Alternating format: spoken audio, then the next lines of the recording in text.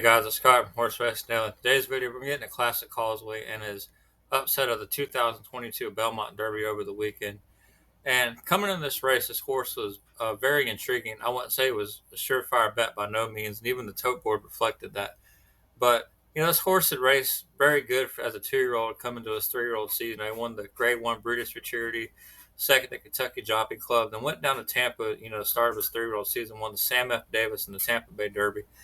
And then in the Florida Derby and Kentucky Derby, kind of went off form and became the forgotten about horse. He was under Brian Lynch during that. Then he went to Kenny McPeek, and under Kenny McPeek, he got third in the Ohio Derby, and he ran a very much improved effort back to form. And I would consider White Barrio and Tawnyport the best of the best of the 3-year-old dirt horses, but they're very solid. So it was a good effort to see.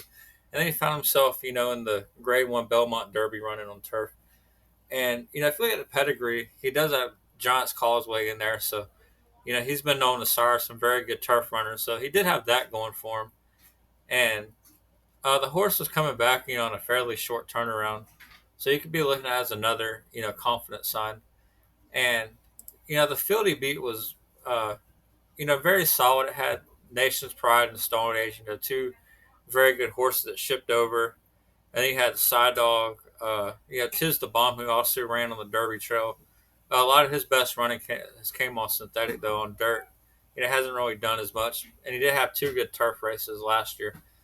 But, the stage was kind of set for Classic Causeway. And, throughout the day on the Belmont undercard, I was watching some of these turf races. I noticed the time was very fast for a lot of these races. And you look at the first, this is maiden claim, a mile and 16th on the turf. And they ran 1:42:30 going a mile and 16th, which is, pretty good for maiden claimers. And I don't think they're really, that solid of horses to do that.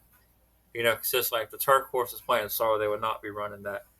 And then we'll get to race number 5, the one that really opened my eyes for the turf course. This was allowance optional claiming race. And they ran the mile and 16th in 1:39:76. And, these are not even Grade 1 caliber stakes horses, and they're pulling this off. So that got, that was like, oh, man, this turf course is playing. And, I kind of think I was running on a very hard surface, and it just seemed like it would play kind to somebody like a Classic Causeway who'd just be up front. And if he could get to set his own pace, then, that turf course playing that fast would certainly, benefit him in a massive way. And then the first test of the day kind of came on the Belmont Oaks, to see really how the turf course was playing. And, once again, they got backed up 1:59:62, at the mile and a quarter. They set 23:42, 48:64, 1:13:20 for 6 furlongs. And I think that makes his effort by McCulloch right here, just really, really great. I know we're not talking about him, but, when you see a time like that and a horse coming from off the pace and in those fractions for that was a very impressive effort, in my opinion. And, then we'll move down to the big race, the Belmont Derby. And 1:59:99, and, it was set 23:55, 48:02, 1:12:33, 1:36:27. So you could say the Classic Causeway, had everything go his way on the front end.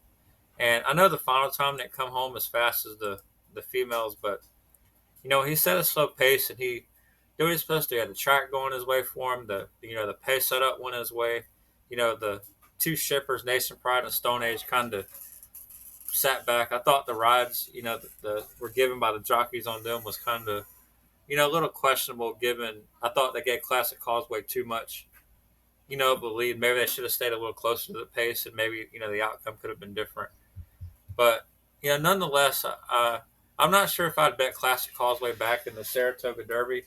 And I know that's where he's rumored to, be running. But I just think that the turf course played, its own way. He had the pace set up go his own way.